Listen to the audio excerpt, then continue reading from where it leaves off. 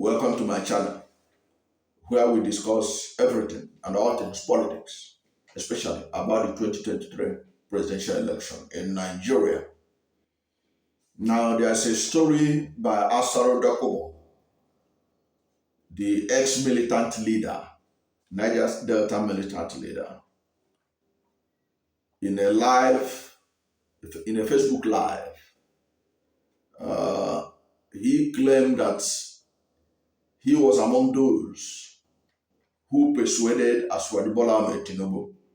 He said himself and Yerima Shetima were among those who persuaded Asari Bola Ahmed Tinubu to contest, go for president in this election. He said that people are accusing him that the why he's supporting Tinubu is because of personal gains he's seeking for.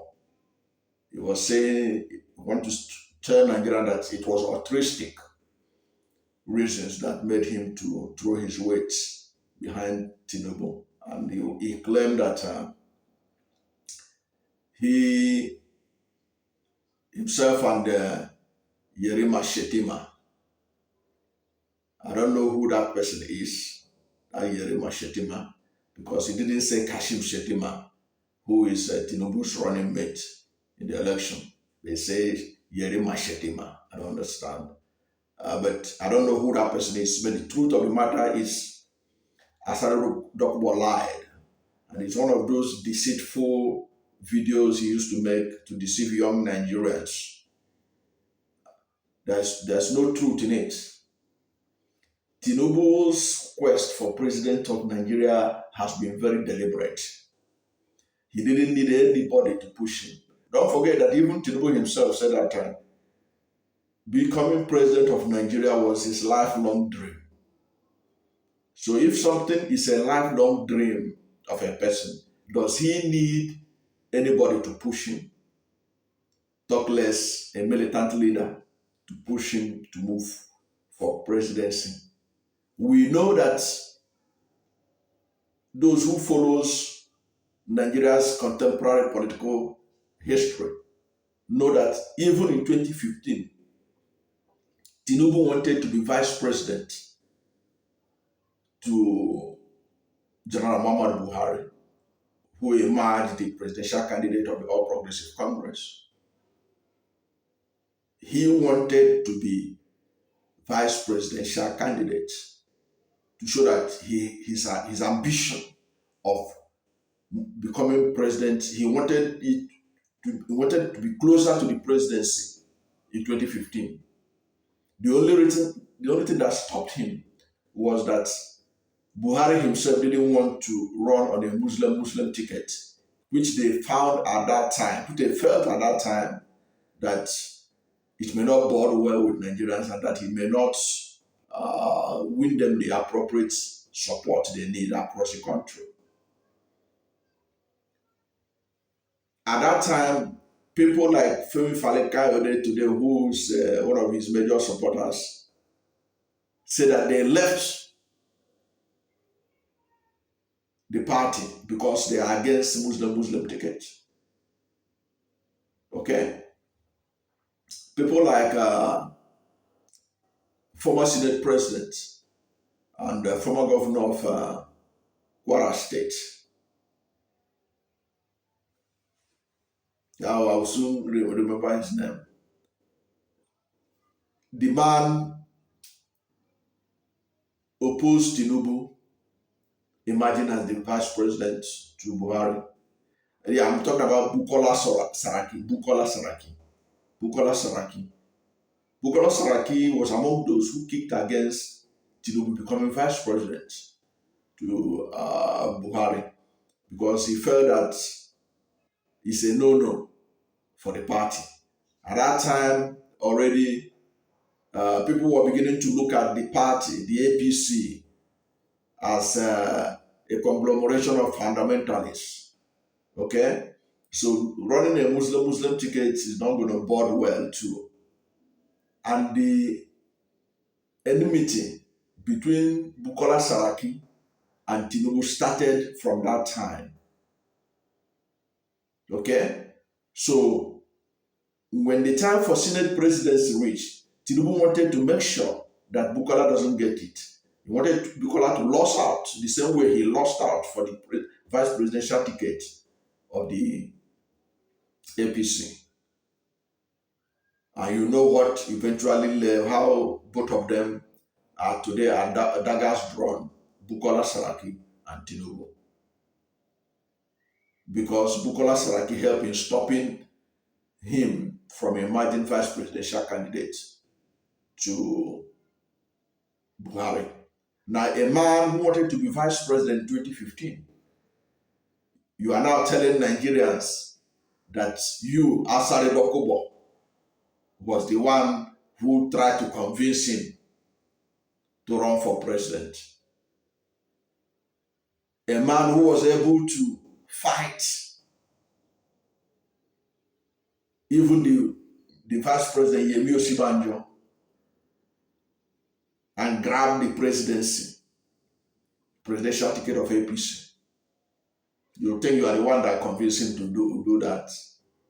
The man had always wanted to be president, even if it was not his lifelong dream. Because if you talk about his lifelong dream, since when did Tinubu begin to have dream of becoming president, given his background?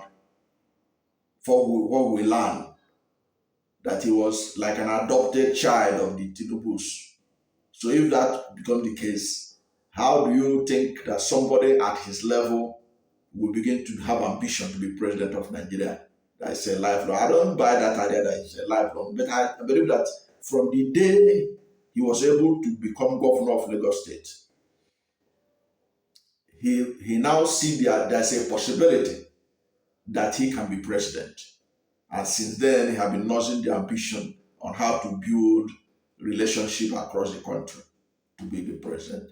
So there's no truth at all in what Asari Dokubo is saying. Asari Dokubo can never be the reason why Tinubu decided to contest for 2023 presidential election. It had been his ambition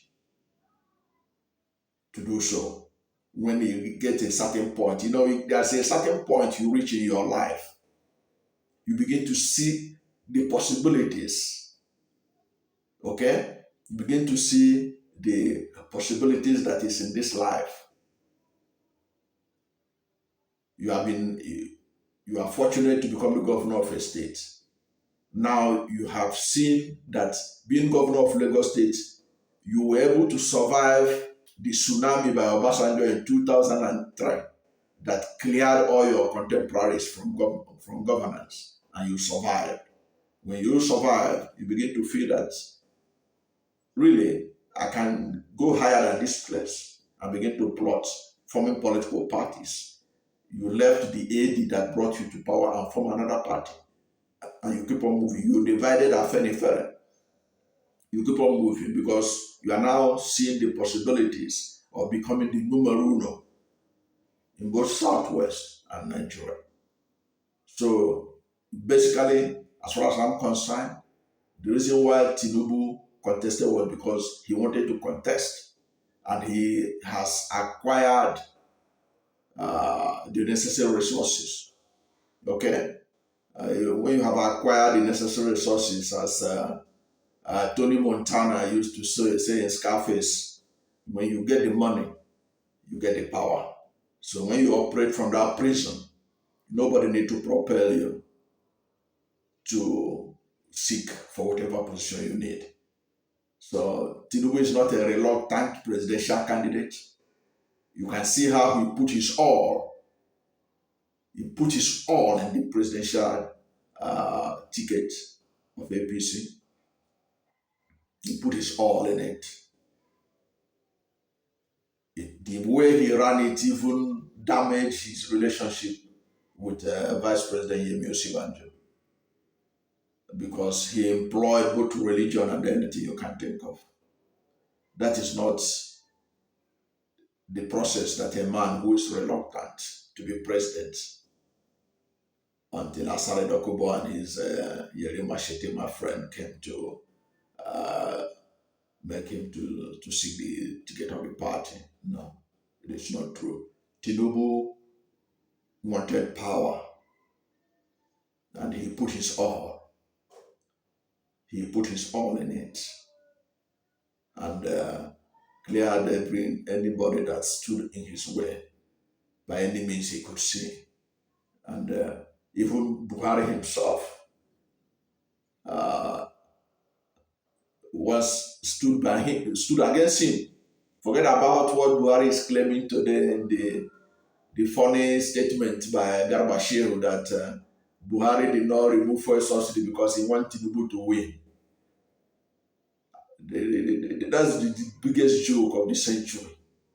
When we know that even Tinubu himself was saying that all the things that they are doing from the presidency, the cashless policy, the fuel scarcity, that it was to stop him from winning. Now Buhari wants to rewrite history to say that he was the one who did what he did. The only thing that you cannot take away is that Tinubu really, I don't know what made Buhari not to be able to be assertive. Because if it were Buhari if it was Obasanjo that don't want a candidate, Tinubu, to be president, there's no way that Tinubu will survive it. But it's because Buhari is weak. Is a weak leader in all dimensions.